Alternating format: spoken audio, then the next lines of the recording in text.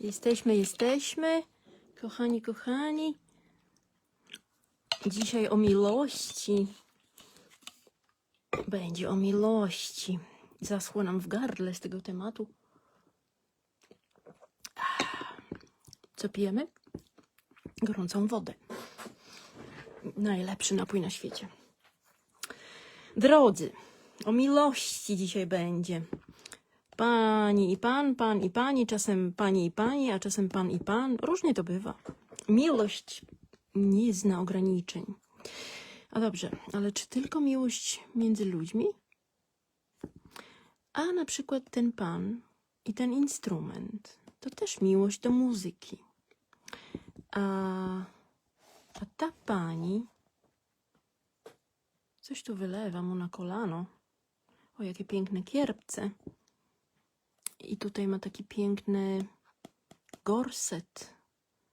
Jakaś góralka, a to góral, sądząc po czapeczce i piórku orlim.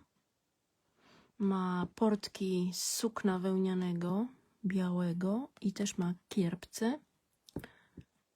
I ma pelerynę, nie, taki kubrak skórzany. No dobra, ale o miłości miało być. No, miłość do strojów to też miłość, no. Wybaczcie. Dobrze. Dzisiaj będzie bardzo zmiennie. Stwierdziliśmy, że nie może być za nudno i nie może być ciągle o tym samym. Czas. Najpierw 5 minut na wstęp. Czasomierz nasz odmierza różowym piaskiem, a może fiołkowym piaskiem. Dobrze, mamy dzisiaj 1, 2, 3, 4, 5 książek i postaramy się o wszystkich opowiedzieć. A każda z tych książek reprezentuje miłość. Tylko pytanie, do czego? Dobrze. Zacznijmy od miłości, albo może nie, bo w tym czasie sobie może coś tam obejrzycie jeszcze. Zacznijmy o tej miłości. Miłość do gór.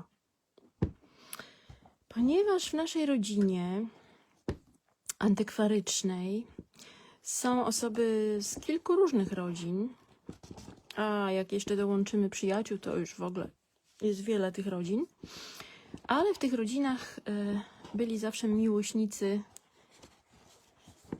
gór. Miłośnicy gór. A o górach była mowa kiedy? Wczoraj? Kiedy rozmawialiśmy o taternictwie i o Tatrach. A dzisiaj porozmawiamy o miłości do gór.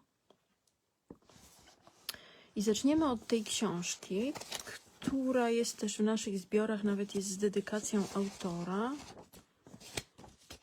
czyli pana Aleksandra Lwowa. Pan Aleksander Lwow. I tu jest dedykacja z 14 roku, bo ta książka jest opisana przez autora zresztą na początku i autor pisze tak. Wróciłem do książki napisanej blisko 20 lat temu z kilku powodów, ale najważniejszym ze wszystkich jest ten, że po ukazaniu się pierwszego i drugiego jej wydania otrzymałem od czytelników kilkaset sympatycznych lub wręcz uroczych listów i e-maili z podziękowaniami za zwyciężyć znaczy przeżyć. Było to nadzwyczaj miłe, a miałem świadomość, że w takich przypadkach liczba tych, którzy napisali w stosunku do tych, którzy chcieliby napisać, ale nie uczynili tego z różnych przyczyn, jest zawsze niewielka. Na przestrzeni lat usłyszałem wiele ciepłych słów o tej książce od obcych ludzi, przypadkowo spotykanych w górach i na ulicy. Zrozumiałem wtedy, że moja męka twórcza nie poszła na marne i że warto było trudzić się przez miesiące układaniem zdań na papierze i ekranie komputera. Przy okazji dowiadywałem się, nie bez zdumienia, jak wielu ludziom książka ta wyjaśniła. Nie zapominajcie proszę, że jest to opowieść o dawno minionym czasie i jakże często o ludziach, których już dawno albo od niedawna między nami nie ma. Pisząc ją teraz po raz kolejny i w dużej mierze na nowo, nie mogłem chwilami uwierzyć, że to czy tamto zdarzyło się 10, 20, a czasem nawet... zdarzyło się 10, 20, a czasem nawet 40 lat temu. Przecież ludzie tak długo nie żyją. A jednak, dzięki takim książkom jak ta, Te osoby dla wielu z nas, koleżanki lub koledzy, znajomi, partnerzy od liny i od kielicha, przyjaciele i bliscy wciąż żyją w naszych wspomnieniach, a czasem nawet i w sercach. Napisał to Aleksander Lwow w Konradowie w październiku 2013 roku. Czyli minęło już, kochani, 11 lat, od kiedy autor to napisał. I ta książka wydana została w 2014 roku. Przypomnijmy, zwyciężyć znaczy przeżyć, ale 20 lat później. Ten dopisek jest ważny, dlatego że on odróżnia to wydanie od tego pierwszego, o którym autor przed chwilą pisał, czy mówił naszym głosem. I dlaczego my tą książkę wzięliśmy? Dlatego, że nasi przyjaciele, którzy są właśnie zakochani w górach i jak wczoraj mówiliśmy, urzeczeni Tatrami, ale także innymi wysokimi górami i niskimi górami także, takimi jak Beskidy czy Sudety, a w Sudetach Karkonosze i góry izerskie, góry kaczawskie i tak dalej. Mamy przyjaciół i sami się kochamy w górach. No, niewątpliwie jest to miłość do gór, więc podchodzi to pod temat miłości, bo nie tylko o ludziach będziemy dziś rozmawiać, a raczej o relacjach ludzi z innymi żywiołami lub fenomenami o charakterze miłosnym. I teraz mówimy o tej książce dlatego, że pan Lwow, autor tej książki, wspomniał tutaj o panu Bieleckim. A z panem Bieleckim będzie niedługo spotkanie. My jesteśmy we Wrocławiu, natomiast w Rzeszowie będzie spotkanie z panem Adamem Bieleckim, któremu też pan Lwow poświęcił tu dużo uwagi, bo jest to ważna osoba w alpinizmie, w środowisku alpinistycznym. I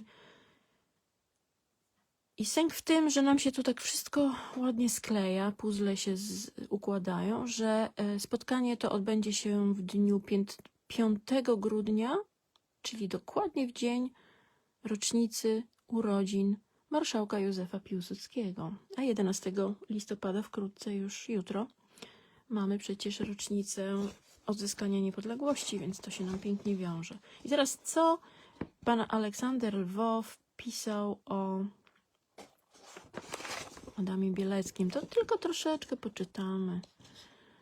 Miłość do gór to jest silna miłość, silna więź. Zobaczcie, ona nawet przezwycięża często miłość do ludzi, bo znacie na pewno takie przypadki albo słyszeliście o nim, kiedy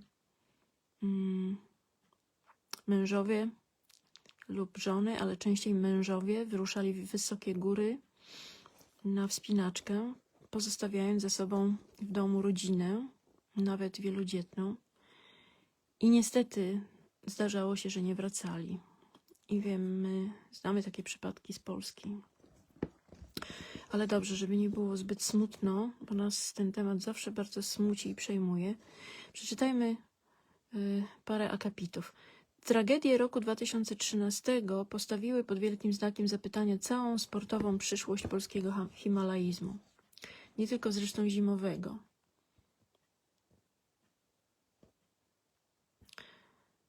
Tymczasem zdobycie po raz pierwszy w zimie Gesherbrumu P1 przez Adama Bieleckiego i Janusza Gołębia 3 marca 2012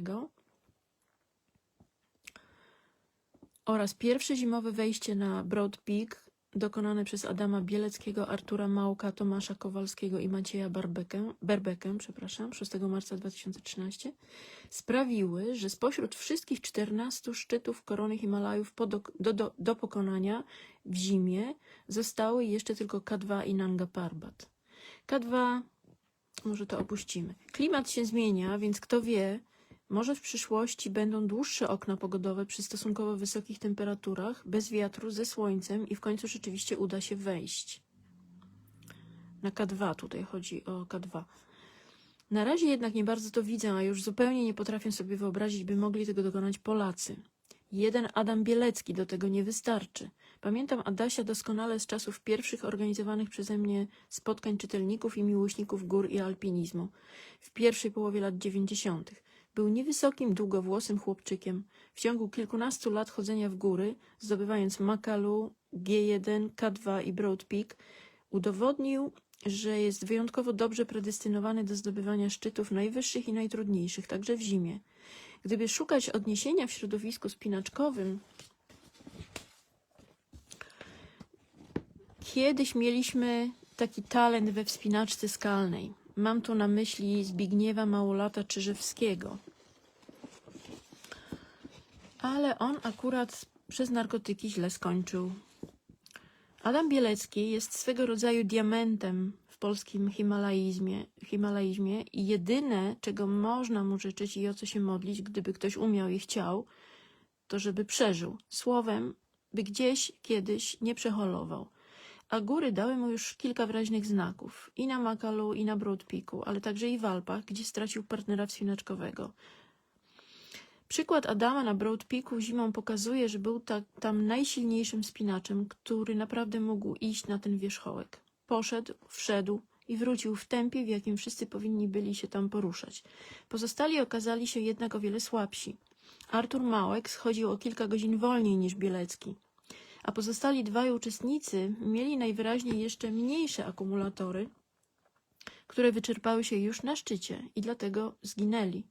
A do tego w ogóle nie powinno było dojść. Tylko Adam zdobył szczyt i w taki sposób, w takim tempie, jak to teoretycznie powinno było wyglądać. Choć nie zapominajmy, że nawet on przebywał tam, całkiem na górze, przynajmniej o 2-3 godziny za długo. Posypały się gromy na głowę Bieleckiego po powrocie z wyprawy na Broad Peak do kraju. Oj, posypały. Słowa krytyki płynęły wartkim strumieniem, zwłaszcza z południa kraju, z Zakopanego. Że uciekł, że porzucił, że zostawił, że nie zaczekał, że nie pomógł. Jakby to on był winny śmierci swoich 2 kolegów. A nie był winny i nie mógł pomóc. Ja to wiem, bo tam ćwierć wieku wcześniej byłem. Szluz. Post factum można też krótko, bo w 2 punktach wszystko tak to podsumować. Tu jest na zdjęciu pan Adam Bielecki na marginesie. W pierwszym punkcie. Atak szczytowy nie powinien był odbywać się 4. Powinna była pójść najpierw 1 dwójka, a następnego dnia w ślad za nią 2, jako wsparcie, ubezpieczenie i ewentualna rezerwa, gdyby pierwszy atak się nie powiódł. To, że według prognoz okno pogodowe miało się niebawem zamknąć i że dlatego trzeba było iść od razu razem, jest argumentem nie do przyjęcia. Jeśli jednak ostatecznie, teraz drugi punkt, jeśli jednak ostatecznie do ataku poszła cała 4, to w chwili wejścia na szczyt pierwszego alpinisty, tu Adama Bieleckiego, wszyscy pozostali powinni byli natychmiast zawrócić i rozpocząć zejście, choćby nawet znajdowali się stosunkowo blisko szczytu, gdyż ustalony wcześniej limit czasu był dawno przekroczony, a wyprawa i tak osiągnęła już sukces. No i tak właśnie, zwyciężyć znaczy przeżyć 20 lat później. Przeżyć mimo tej swojej czasami tragicznej miłości do gór. No, miłość do gór jesteśmy w stanie zrozumieć. Naprawdę rozumiemy ten nauk, tą miłość. No, zobaczcie, w tej książce jest mnóstwo zdjęć. Jest to fascynująca książka, naprawdę. Czyta się to o wiele lepiej niż jakiś podły kryminał, albo nawet dobry kryminał. No, akurat nie przypadam za kryminałami, dobrze, ale wolimy takie książki. Dobrze. Miłość do gór. Zostawmy.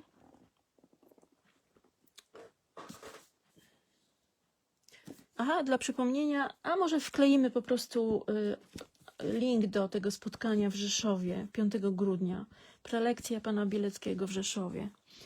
Szkoda, że tam nie będziemy, bo bardzo byśmy chcieli posłuchać. Może, no tak. Kilka osób z naszej ekipy. Dobrze, następny temat. Może nie temat, bo tematem dzisiejszego spotkania jest miłość. Tak, może następny temat, żeby tak zmniejszyć ciężar. O, Miłość ludowa. To jest książka, którą wydało Polskie Towarzystwo Ludoznawcze dawno temu, w 1991 roku. I I są tu pieśni ludowe, różne pieśni, ale też epika pieśniowa. Są tu różne pieśni obsceniczne. Jest rozdział poświęcony seksualizmowi ludowemu. To jest dosyć słynna książka wśród etnografów. O, nawet się nam zaplamiła. W każdym razie czasami do nas trafia, odkupujemy i sprzedajemy, bo znajduje zawsze nabywców. Ale chcemy wam przeczytać tutaj kilka takich smaczków.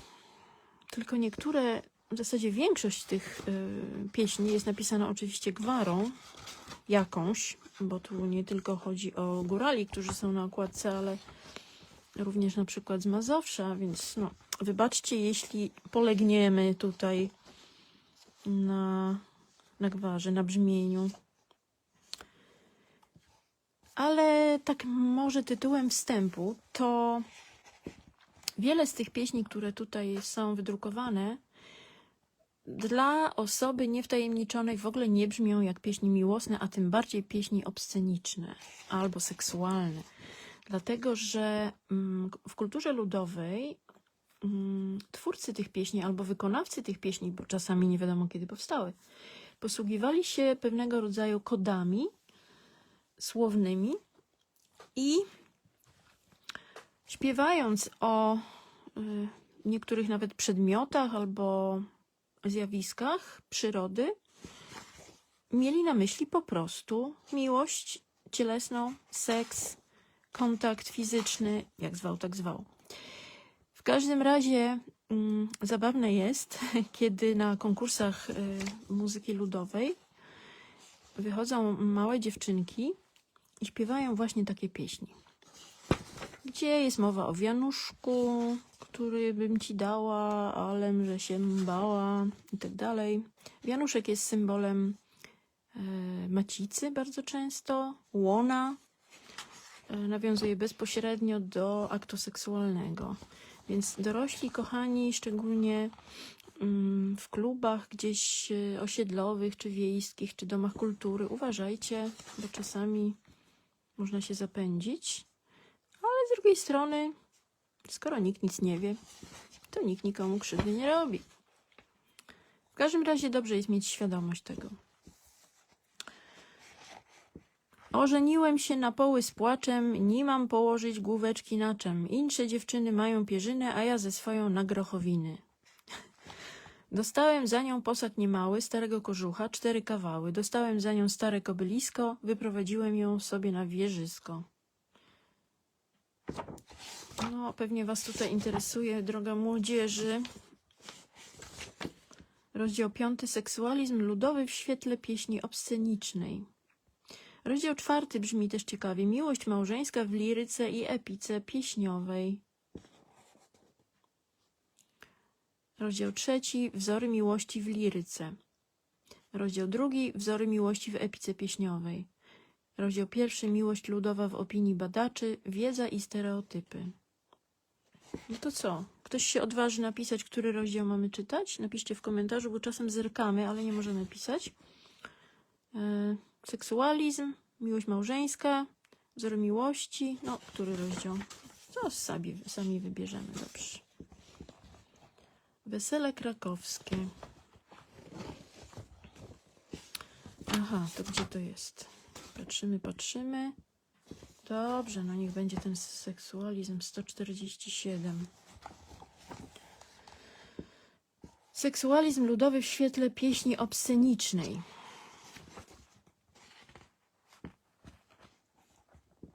Tutaj jest wstęp teoretyczny i tutaj jest tutaj są przykłady pieśni. Z Kieleckiego pieśń z 1886 roku, spisana przez słynnego oczywiście papę Oskara, czyli Oskara Kolberga. Gdzieś tu była... Proszę. Mamy tutaj portret. Nie to, żeby papa Oskar wymyślił te pieśni, ale papa Oskar je spisał. Chodził po wsiach i spisywał. Wiekopomne dzieło.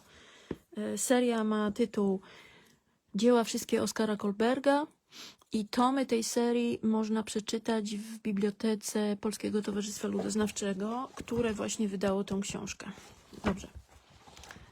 I można też kupić, bo ostatnio gdzieś nam mignęło, gdzieś chyba w mediach, że wyszedł kolejny tom. Dobrze. Aha. Kieleckie, 1886. Uciekaj, nie cekaj, bo cię guni góral, a jak cię doguni, będzie tobą orał. Trochę musimy głos zmienić. Krakowskie, 1950. Płakała w izdebce, płakała w stodole, bo jej przeorali pod fartuszkiem pole. Żona męża odeszła, bo nie umiał rzemiesła, ani orać, ni kosić, ni fartuszka podnosić.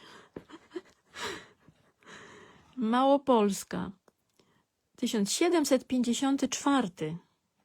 A to już nie spisał papa Oskar, tylko spisał ktoś inny o inicjale H. Aha, samo H. Niech się Maciek nie frasuje, zemu psenicka nie wschodzi. I ja zasiał u mej Zosi, a pono się nie urodzi. O, a tu jest pięknie. Proszę. 1700 rok, około 1700 roku, czyli pieśń z Mazowsza z XVIII wieku. Oja, oja, panno moja, niekoszona łączka twoja, przystanę ja za kosiarza, będę kosić raz wedle raza. Trzeba by mi takowego kosiarza do boku mego, wiadomego uczyć trudno, bo on kosi łączkę równo. A z niełukiem wielka męka, mało robi, siła stęka. Łączka niekoszona stoi, a ja szkodna w łączce swojej. On rubacha jak wziął kosić, aż wołała, już mam dosyć. Rozmachałem kosę swoją, postój, aż się uspokoją. Koźże, kiedyś taki, za każdy raz 3 szostaki. Nadzała w swoją łączkę i nabrała pełną rączkę. I nabrała, talereczków nasypała, kieszoneczkę jedną, drugą, bywajże mi wierny sługa. Mazowsze, 1700. Krakowskie, połowa XVIII wieku. U nasy Małgosi, Maciek łąckę kosi. Wojtek siano grabi, niech ich porwą drabi. Już wiadomo, o co chodzi. Łączka, koszenie i tak dalej. Mazowsze, przed 1870. Kazali mi cepem młócić na kosmatem gumnie, a ja im się też wymawiał kiepskie cepy u mnie. Jakem zaczął cepem młócić, bijek mi się skrzywił, a cem ze ja nieszczęśliwy bandę ludzi zywił. We stodole na posadzie do góry jundynkiem kładzie, wymłóceł, wyfrycował, wrota zaparł, bijok schował. To z Krakowskiego, z 69 roku, zeszłego stulecia. No i tak dalej. Są ilustracje, wesele wiejskie. Bardzo ciekawa książka. Dobrze. Zostawiamy. Następnie chodź papo. Papa też już idzie w odstawkę. Odmierzamy, bo znowu się zagadamy. Aha, no czasu nie włączyliśmy. Ajajaj. Dobra. A skoro miłość, to musi być i to. Leśmian. Poezje wybrane i oczywiście kultowy zbiorek Malinowym Chruśniaku. No musimy to przeczytać, no bo jak to tak o miłości bez Leśmiana to się nie godzi. Dobrze. W Malinowym Chruśniaku. Niektóre osoby mogą nie wiedzieć, że tę piękną poezję rozsławił Marek Grechuta w swoich pieśniach. Warto poszukać i posłuchać. Więc my tak nieudolnie przeczytamy, bo mamy w pamięci ten piękny głos Marka Grechuty, piękną muzykę i te piękne pieśni przez niego wykonane. A my to będziemy czytać takim głosem przyziemnym. No właśnie, jak czytać taką poezję? Dobra, spróbujemy. W Malinowym Chruśniaku przed ciekawym wzrokiem zapodziani po głowy przez długie godziny zrywaliśmy przybyły tej nocy maliny. Palce miałeś na oślep skrwawione ich sokiem. Bąk złośnik huczał basem, jakby straszył kwiaty. Rdzawe guzy na słońcu wygrzewał liść chory. Z łachmaniałych pajęczyn skrzyły się wisiory i szedł tyłem na grzbiecie jakiś żuk kosmaty. Duszno było od malin, któreś szepcząc rwała, a szept nasz tylko wówczas nacichał w ich woni, gdym wargami wygarniał z podanej mi dłoni owoce przepojone wonią twego ciała. I stały się maliny narzędziem pieszczoty, tej pierwszej, tej zdziwionej, która w całym niebie nie zna innych upojeń oprócz samej siebie i chce się wciąż powtarzać dla własnej dziwoty. I nie wiem, jak się stało, w którym oka mgnieniu, żeś dotknęła mi wargą spoconego czoła. Porwałem twoje dłonie, oddałaś w skupieniu, a chruśniak malinowy trwał wciąż dookoła. Śledzą nas, okradają ze ścieżek i ustroni, z trudem przez nas wykrytych. Gniew nasz w słońcu pała. Śpieszno nam do łez szczęścia, do tchów naszych woni. Chcemy pieszczot próbować, poznawać swe ciała. Więc na przekór przeszkodom, źrenicą bezradną, chłoniemy się nawzajem niby dwa bezdroża. A gdy powiek znużonych kotary opadną, czujemy, żeśmy wyszli z uścisków i złoża. Nikt tak nigdy nie patrzał, nie bywał tak blady i nikt do dna rozkoszy ciałem tak nie dotarł i nie nurzał swych pieszczot bezdomnej gromady w takim łożu, pod strażą takich czujnych kotar. Taka cisza w ogrodzie. Tu się zatrzymamy. Można to przeczytać na 1000 innych sposobów. To jest zbiorek Łąka. Bolesław Leśmian w wydaniu Biblioteki Narodowej. O tej książce mówiliśmy w naszym pierwszym odcinku prezentacji dla młodzieży. Kilka dni temu. 7 bodajże listopada. A teraz, skoro o miłości, to wiadoma rzecz, że miłości często towarzyszy alkohol. Czy to dobrze, czy to źle, nie nam osądzać, ale przeczytamy, a może nie przeczytamy, pokażemy ilustrację z tej książki. Der Schweidnitzer Keller im Rathaus zu Breslau, czyli piwnica świdnicka w ratuszu wrocławskim. Rudolf Stein. Jest to książka z roku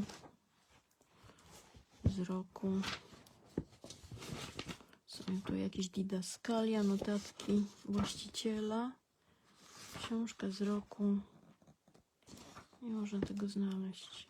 To znaczy, to gdzieś jest napisane, ale może nie będziemy teraz tracić czasu na to. Dobrze. No tu jest taka ciekawa wkładka do tej książki. Liebe Leser. A tutaj jest karta pocztowa, po prostu zabytkowa karta pocztowa. Uwielbiamy takie znaleziska w starych książkach. Karta pocztowa, gdzie prosi się o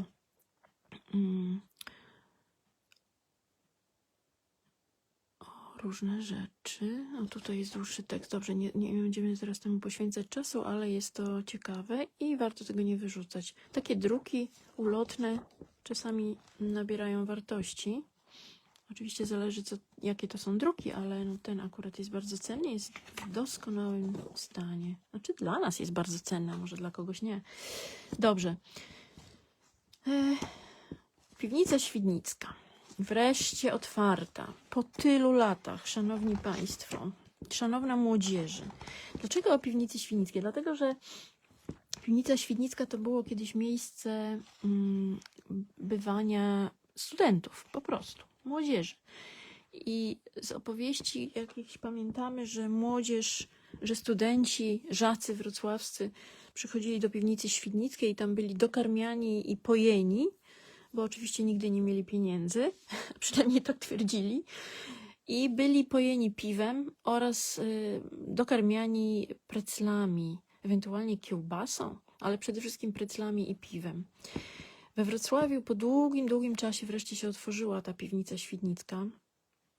Musimy się przyznać, żeśmy tam nie byli jeszcze, tak, ale przejrzeliśmy kartę, bo w nawiązaniu do kart restauracyjnych bardzo często omawiamy z naszymi gośćmi i klientami ceny książek.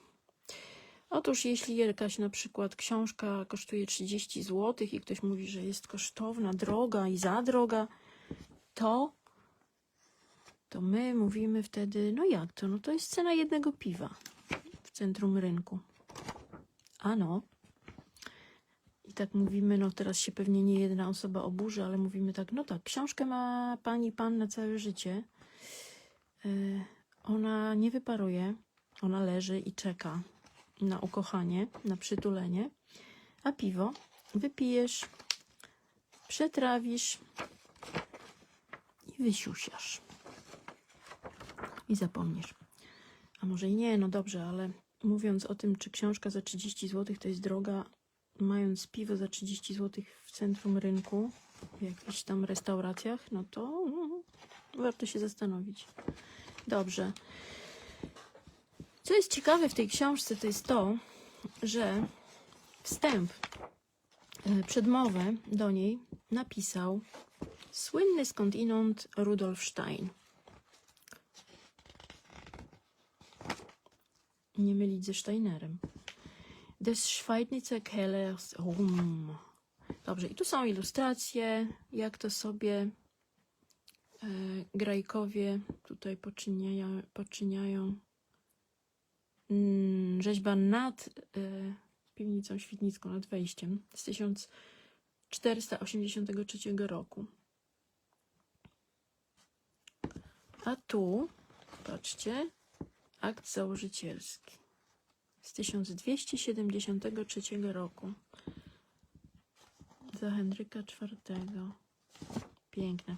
No i ta rycina, nie rycina, to jest obraz, malarstwo. Adelbert Wölfel, 1879 rok, Adelbert Wölfel. Nazwisko takie jakby austriackie, wiedeńskie, to trochę tak brzmi jak w dialekcie wiedeńskim. U nich na przykład Wolfgang to jest Wölfel. To L na końcu jest częste. I mamy tą książkę o piwnicy świdnickiej. To w prywatnych zbiorach. Ratschenk der Zeit. To jest 1483 rok. To też jest nad wejściem do piwnicy świdnickiej. Rzeźba z piaskowca. I co jest ciekawe, o proszę, stare wnętrze. Przebudowane. Wnętrze z 1482. A to jeszcze inna sala. To jest der Bürgerkeller. A tamto to jest der Bauernkeller. A to jest die Bucht von Süden. Oto takim w gotyckim stylu. Widzicie tutaj te ostrołki gotyckie, ceglane. Piękne malarstwa. Malunki na ścianie, freski jakieś. Die Bucht von Norden. I tu mamy bardziej romańskie. Może nie romańskie, przesada. Die Tone. Też jakaś kolejna sala. I znowu jakiś didaskalia, papierek opakunkowy, stary ze świąt. Tu jest też piękna rzeźba. Der Bücherrevisor. 1350 rok. No ogólnie mówiąc, patrząc na rzeźby na budynku ratusza, naszego przepięknego, absolutnie najpiękniejszego ratusza na całym świecie i w całej galaktyce. Koniec dygresji. Patrząc na te rzeźby można uzyskać ogromny, przebogaty materiał do rekonstrukcji stroju średniowiecznego. Różnych grup kulturalnych.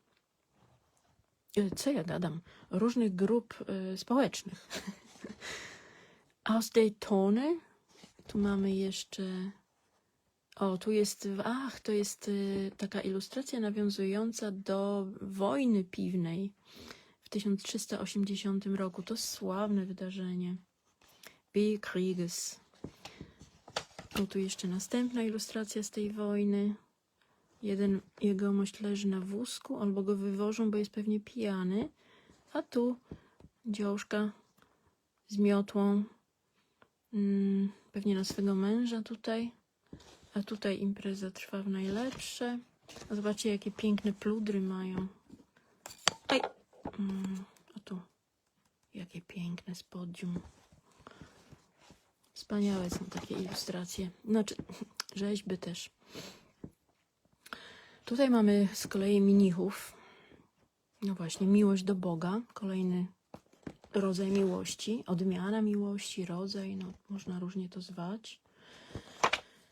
Mamy tutaj wiele innych kopii dokumentów w tej książce i mamy też kufle. Naczynia. A tu jeszcze wojna piwna. Vom Wein und vom Schweidnitzer Bier. A tu mamy już dalej ciąg dalszej historii. Grajek cysterski. No piękne. My się zawsze zachwycamy takimi książkami, chociażby żeby sobie obrazki pooglądać, poczytać. O proszę, figurki.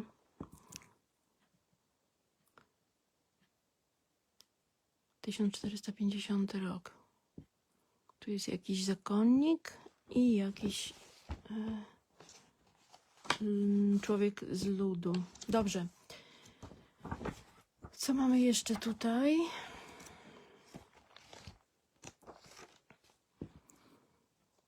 Cóż to takiego? Dobrze, to może nie będziemy was tutaj trzymać w niepewności. Tu jest jeszcze piękny obraz pokazujący salę. I jest to Eingangshalle, czyli sala wejściowa. A tak, to pamiętamy, bo myśmy byli w piwnicy świdnickiej przed remontem. Jeszcze jak była otwarta, to było dawno temu. Dobrze, jakieś 15 lat temu.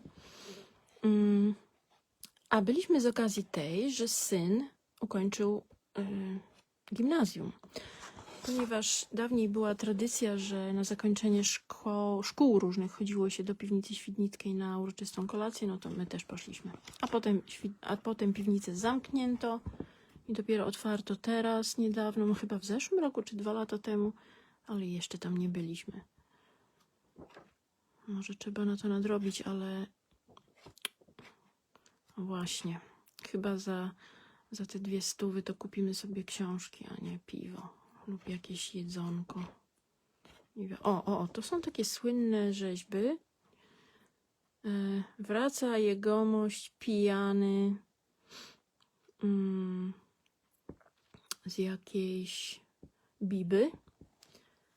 A tu po drugiej stronie czeka na niego małżonka z chodakiem zdjętym i no lepiej nie wyobrażać sobie, co się potem stało. Ale patrzcie, jaki ma strój. No co się tam na lampa? Nie, za ciemno. Dobrze, ten strój widać.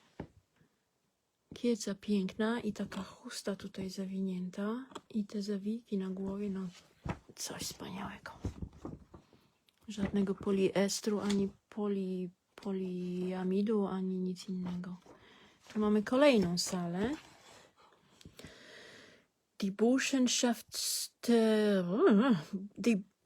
Burschenschaftstische in der Bucht. Gratulujcie nam wysiłku czytania po niemiecku. A znowu jakiś didaskalium. Wkładka jakaś Legnica. Kościół Świętego Jana. Cóż to jest? To jest jakiś wycinek z czegoś. A to Breslau. A to Białoskórnicza chyba. Tak. Po tych chatkach poznajemy, których już nie ma. To była piękna uliczka, ale strasznie brudna i na pewno strasznie śmierdząca. Tu są te kufle. Szkoda, że tak niewiele w restauracjach jest replik tych starych naczyń, bo nam się marzy taka prawdziwa restauracja średniowieczna, żeby tam było podawane średniowieczne jedzenie, na wzór średniowiecznego oczywiście, żeby tam można było napić się tego piwa w średniowiecznych naczyniach. W Tallinie jest taka restauracja, coś wspaniałego. No, miłość do czego? Do biesiadowania. O, to na pewno jest rodzaj miłości, którą uprawiamy. Dobrze, zostawmy Piwnicę Świdnicką. Jest to piękna książka, niewątpliwie.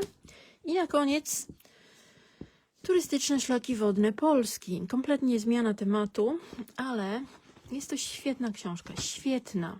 To jest seria, która wychodziła wieki temu.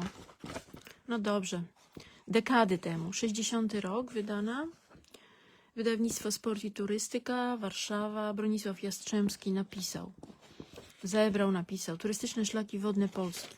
Miłość do turystyki. To jest coś, co również towarzyszy nam od dziecka. Miłość do przyrody. Miłość do ludzi. Miłość do roślin, zwierząt. Miłość do Polski. Miłość do ziemi jako gleby. Nasz stosunek do przyrody i zabytków. Przyroda umożliwia nam uzyskanie wspaniałych doznań estetycznych. Ona właśnie stwarza warunki, które tak pociągają i w których możemy się w pełni zregenerować, w pełni odpoczywać, odzyskując zdrowie. Dziś mamy prawo dostępu do wszystkich najwspanialszych, pięknych rezerwatów i parków, dawniej nieraz dostępnych tylko dla uprzywilejowanych właścicieli wielkich bogactw i majątków oraz osób, które oni na swoich terenach tolerowali. Te nasze nowe prawa nakładają na nas szczególny obowiązek otoczenia przyrody i zabytków opieką, nie niszczenia ich. Kulturalnego turystę cechuje należyty stosunek do przyrody, dodatni wpływ na współtowarzyszy wędrówki i przygodnie napotkanych turystów, a nawet na miejscową ludność, propagowanie zasad poszanowania przyrody, ochrony jej pomników. Turysta wodniak nie niszczy lekkomyślnie drzew i krzewów, nie wprowadza na biwaku w jego naturalnym otoczeniu zmian i ulepszeń, w cudzysłowie, nie urządza bezmyślnie świadczących o złym poczuciu estetyki klombów, nie wysypuje żółtym piaskiem ścieżek, gdyż naturalnego piękna nie zastąpi nawet bardzo artystycznymi, sztucznymi dekoracjami. Wie, że na tym samym miejscu będą biwakowali także inni turyści, którzy wyrobią sobie o nim zdanie na podstawie wyglądu terenu, jaki zastaną. Nie zeszpeci otoczenia nie zeszpeci otoczenia pozostawionymi dowodami techniki i cywilizacji. Puszkami od konserw, odpadkami żywności. Do ogniska zużyje jedynie gałęzie suche i to w najkonieczniejszej ilości.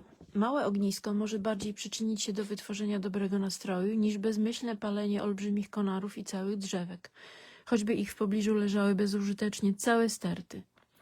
Duże ognie, zmuszające uczestników z powodu żaru i obawy przepalenia ubrania do ciągłego cofania się, nie przyczyniają się do stworzenia pożądanego nastroju. Stają się parodią ogniska, przypominają widowisko cyrkowe. Pozostawiony na biwaku opał może być potrzebny następnym grupom turystów nie tylko na wieczorne ognisko, ale również do przygotowania posiłków. Palenie ogni na szlaku nakłada na turystów obowiązek zachowania ostrożności, nie niszczenia poszycia, plantacji wiklinowych służących jako materiał do prac regulacyjnych, stworzenia pełnej gwarancji, że ogień nie zostanie zaproszony i nie wywoła pożaru. Jakże to aktualne. Flora naszego kraju przechodziła liczne ewolucje, zmieniała się i przesuwała w zależności od warunków, które w epoce lodowej wywarły na nią największy wpływ i tak dalej. No, w dawnych książkach te wstępy właśnie, te jakby to powiedzieć, te teksty literackie towarzyszące tekstom specjalistycznym, one są arcyinteresujące. Oznaczenie brzegów na rzece. Strona brzeg prawa, strona brzeg lewa. Oznaczenie brzegów na jeziorze otwartym, leżącym na szlaku wodnym. Brzeg lewy, brzeg prawy. Oznaczenie brzegów jeziora zamkniętego. Wschód, zachód, północ, południe. I tutaj są potem szlaki. Ponumerowane. Oraz symbolami literowymi. Spójrzmy tu. Rzeka Supraśl. Szlak 124-4-2. Szlak łatwy dla początkujących, w dolnym biegu nieco uciążliwy. Miłość do kajakarstwa. Albo do wodniactwa. O. Supraśl jest prawym dopływem Narwi. Wypływa z mokradeł leżących w pobliżu Michałowa i początkowo płynie ku północy. Za wsią Pilitowszczyzna zmienia kierunek i płynie na zachód. Koło wsi Złotoria uchodzi do rzeki Narwi w jej 217 kilometrze. A spójrzmy, na pewno jest jakiś szlak odrzański, ale spójrzmy. Bo, drodzy kochani, młodzi duchem i ciałem, we Wrocławiu mamy wspaniały ośrodek edukacyjny, ale także z kulinariami i także ze wspaniałą biblioteczką. Ośrodek poświęcony Odrze. Jest to, nazywa się, ktoś nam mówił ostatnio, nasi przyjaciele, Odra Centrum i tam jest Odra Cafe, chyba tak się nazywa. I jest to w Domu na Wodzie przy Moście Grunwaldzkim. Gorąco polecamy. Właśnie koleżanki nam o tym ostatnio opowiedziały. Rzeka Odra, proszę. Kanał Gliwicki, rzeka Mała Panew. A, rzeka Odra jej dorzecze. Ale szukamy czegoś tak bardziej o Odrze. A może spis treści, szanowni państwo. No właśnie. Spis treści. A tu jest jeszcze mapka na wkładce. W tej serii mamy sporo książek, bo w rodzinie byli krajoznawcy, turyści, wodniacy, chcieliśmy powiedzieć wspinacze. A, to jest spis treści, dobrze. A bo to jest tak, wstęp od autora, potem jest krajobraz i charakter szlaków wodnych, nasz stosunek do przyrody i zabytków, nieco wiadomości o szlaku i locji, cokolwiek to znaczy, stan zarybienia polskich wód i gospodarka rybna, zanieczyszczanie wód na szlakach, treść i układ części szczegółowej przewodnika. Od 51 roku. Rzeka Wisła i jej dorzecze. Dobrze, to spojrzymy. Rzeka Odra i jej dorzecze. Strona 456. 456 i zobaczymy, jak tu można ukochać rzekę i płynąć po rzece. Odra i jej dorzecze. Rzeka Odra. To są techniczne informacje i jest takie zdanie, z którym byśmy polemizowali. Jako patrioci odrzańscy.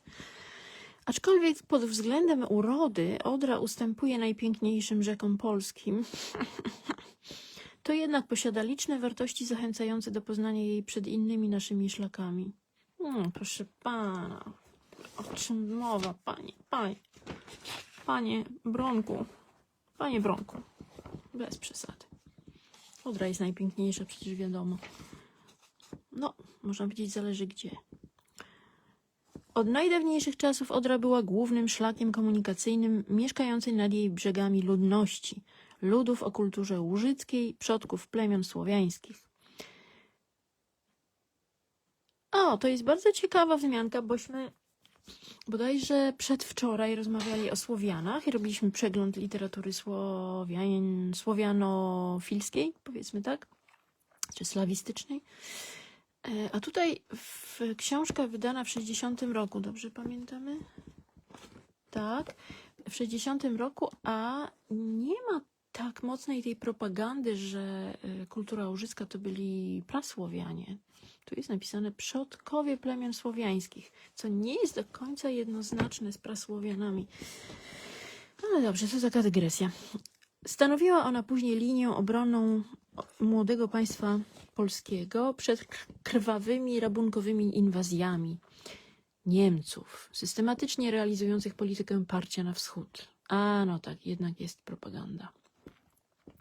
Była wierną rzeką Bolesławów. Odegrała wówczas przy niejednej okazji doniosłą rolę bastionu obronnego. No to bardzo ciekawe, to bardzo ciekawe. Sami Bolesławowie zapraszali Niemców do osadnictwa przecież. Nieuregulowana, płynąca wśród rozległych mokradeł i nieprzebytych lasów, tylko w niektórych miejscach była dostępna, stosunkowo łatwa do przebycia. Tam powstały warownie, Opole, Brzeg, Wrocław, Głogów i wiele innych. Miały one zadanie bronienia tych przejść przed wrogiem. Nad Odrą powstawały grody, stanowiące dziś teren licznych prac wykopaliskowych, wieńczonych sukcesami wydobywania wielu dowodów słowiańskości tych ziem i wysokiej kultury ich mieszkańców. No tak, trochęśmy popłynęli. I spójrzmy na szlaki, zobaczcie. Źródła rzeki Odry, ujście rzeki Opawy, pierwszy słup kilometrowy. Szczerze mówiąc, jest to dla nas przewodnik kompletnie niejasny. Jest fascynujący. Mnóstwo tu jest ciekawych opisów, nawet właśnie opisywanie tych poszczególnych etapów tras jest przeurocze. To jest tak jakby krążenie palcem po mapie, a to jest tak jakby mapa w układzie linearnym, prawda? W układzie tekstu. Więc to jest dla nas zawsze fascynujące, natomiast kompletnie tego nie rozumiemy. Wyspa Bolko, łąka, teren stanicy PTTK. Na wyspie ogród zoologiczny, park, restauracja. Cudowne. Opole, Półwieś. Dobrze, no dobrze. I tak moglibyśmy do rana, bo tak właśnie na tym polega nasza praca, że ciągle wertujemy takie wspaniałe książki, a mamy tych książek mnóstwo. A jeszcze na koniec pokażemy, jako miłośnicy turystyki i krajoznawstwa, coś.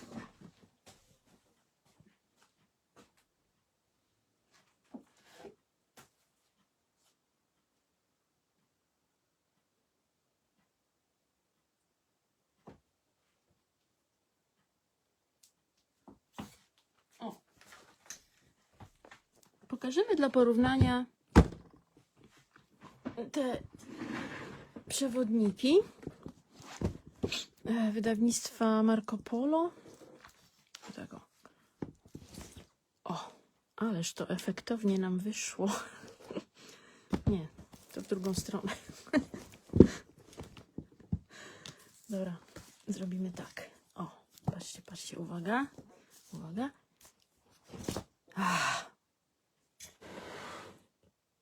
Teraz cała seria. No i tak, są to przewodniki, a nawet niektóre zafoliowane jeszcze, ale weźmy sobie Słowenia, Słowacja. Słowacja, nawet dwa. Dlaczego dwa? Dwa różne. No dobrze, w stopce to sobie można sprawdzić, ale teraz zobaczcie jak... O, no dobrze, dobrze, takie zdjęcia. No takich zdjęć znamy mnóstwo, ale po prostu jednak mamy ogromny sentyment do starych przewodników. Ogromny. Nawet sam fakt, że one są tak kolorowe, taki papier śliski, foliowany czasami. No, zapach inny. No jakoś nie, no uwielbiamy stare przewodniki. A tutaj poprzez dziki kraj Rusinów. Dziewicze lasy, romantyczne drewniane kościółki, przyjaźni, Rusini i niemieckie średniowiecze. Do wschodniej części Słowacji zalicza się cały obszar rozciągający się na prawo od Tatr, tereny krasowe słowackiego raju. A druga Słowacja, rozległy widok na pole rzeki. Dobrze, no jest to taka seria właśnie. No i jest. A tu jeszcze ta seria. Słownik geografii turystycznej Sudetów. Odcinek tom 5, Rudawy, Janowickie. U nas jest chyba jeszcze nie sprzedaliśmy taki jeden z bardziej unikatowych tomów, czyli Karkonosze. To są Rudawy Janowickie. To jest z roku 98. Wydawany przez PTTK. I mnóstwo informacji takich właśnie typowo krajoznawczych, czyli architektura, przyroda czasami, techniczne informacje, przewodnickie, historyczne itd. Marciszów, płyty nagrobne na kościele i wszystkie zdjęcia, zapewne prawie wszystkie zdjęcia pana Marka Staffy. Marciszów. Ciekawe, czy te domy jeszcze stoją. Marciszów dom.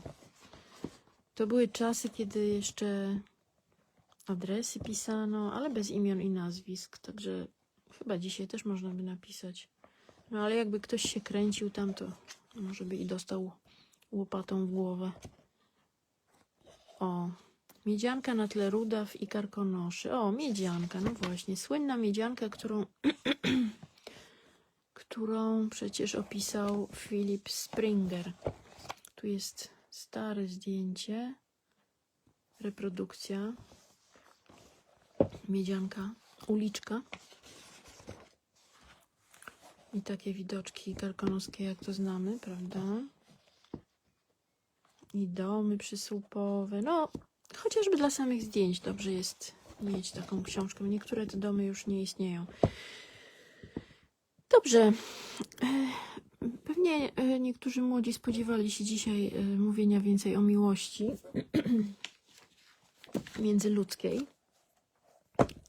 Zatem, jeśli chcecie, to przybądźcie do nas, to poczytamy pieśni.